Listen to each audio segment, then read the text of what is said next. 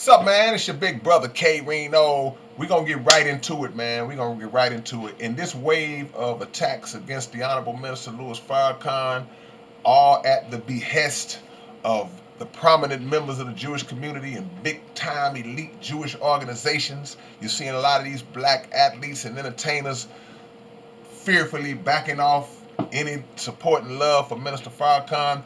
We get to add another name on the list. There's been another um, entry into the hall of disrespect against Minister Farrakhan, and that is none other than the man, the GOAT himself, regarded by many to be the greatest basketball player of all time. And I'm not talking about Michael Jordan, I'm talking about Kareem Abdul Jabbar. Um, I'm a fan of Kareem's as a basketball player. It's like, man, I grew up watching Kareem, and he is arguably the best to ever do it. But he came out with an article, a written piece that he did recently, where he basically was scolding black athletes for not taking a stronger stance against anti-Semitism against Jewish people.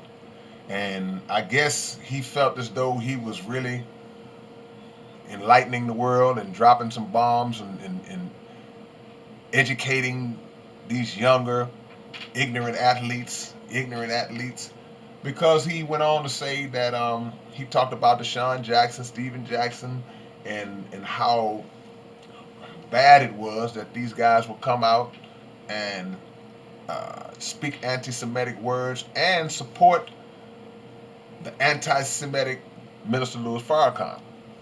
So I started just looking at stuff, and I came across an article from 1996 that I had never knew existed.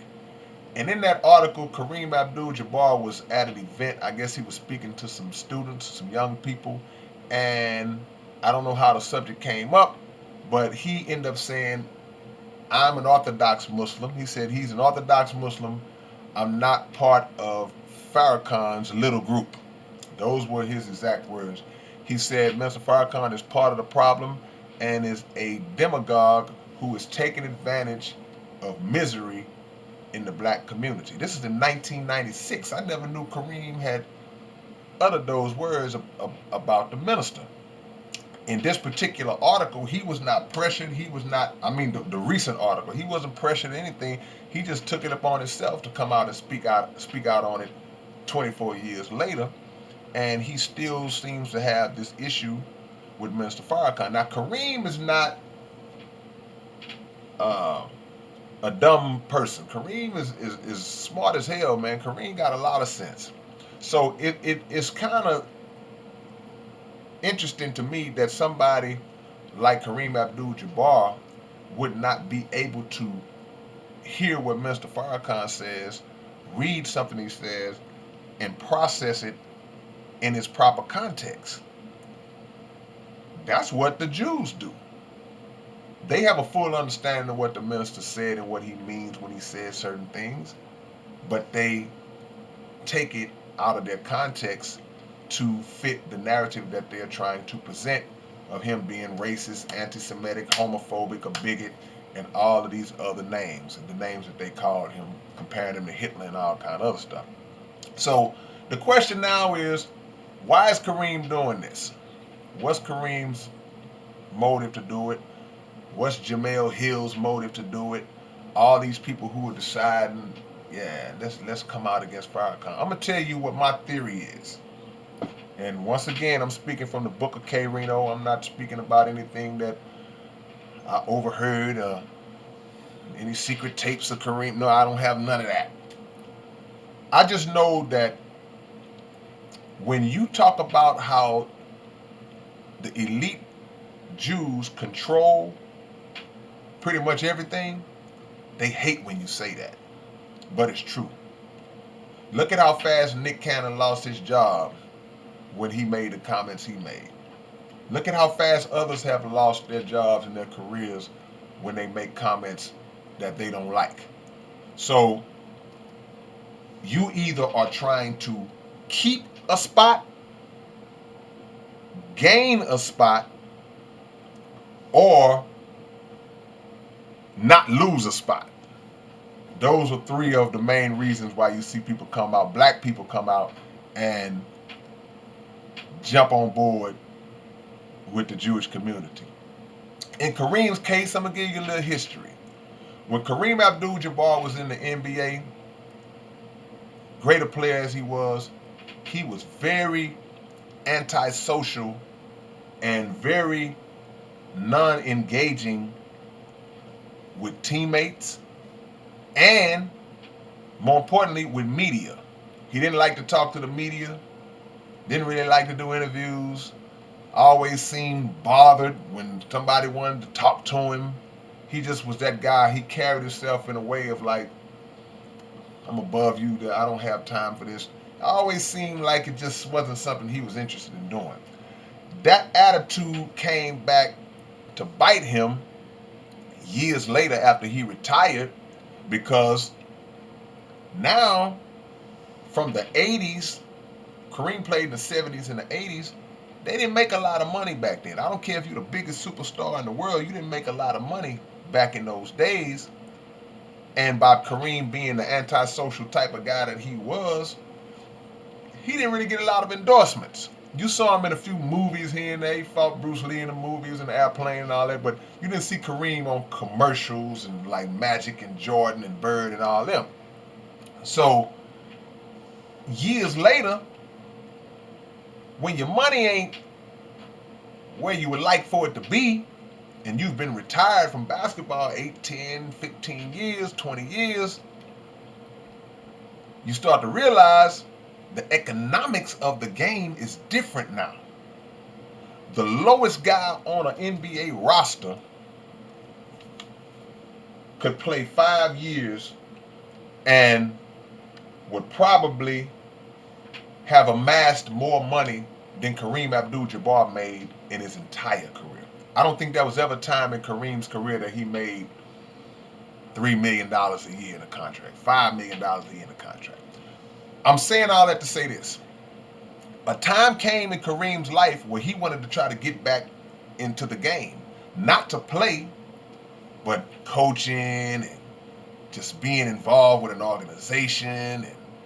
And all of a sudden, he found himself practically blackballed from the league. It was very hard for Kareem Abdul Jabbar to get a position within an NBA franchise. He finally got in where he was training big men, working with big men, teaching them moves and here and there, but he was never legitimately considered to be an option as a potential head coach, even a top tier assistant coach. He never reached that level. And a lot of it had to do with the fact that he treated people very, very cold and dry when he played the game. And you know, this is a game, man. And they will give you what you want if you're willing to kiss their butt and bend over a little bit. They'll give you everything you want till you cross them. So now you start to see Kareem a lot more. You see him on specials, you see him on commercials. Kareem getting more action now than he got when he was in the league and he was the best player in the world. Adam Silver, the commissioner of the NBA, Jewish guy, Kareem praises out Adam Silver because he's trying to get back in. So in order to get back in, what better way than to shoot slugs at the number one enemy of the elite members of the Jewish community, and that's Minister Farrakhan. So that's my guess. Okay, yeah, you can rise up in the ranks. And the very individual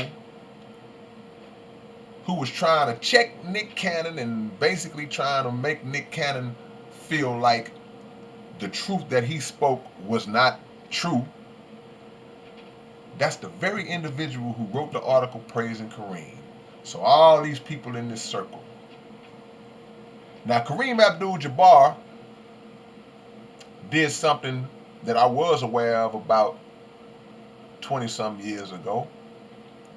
And it raised my eyebrows then, but now in the midst of all this, it makes me really look at it a little deeper, because now I'm like, you know what?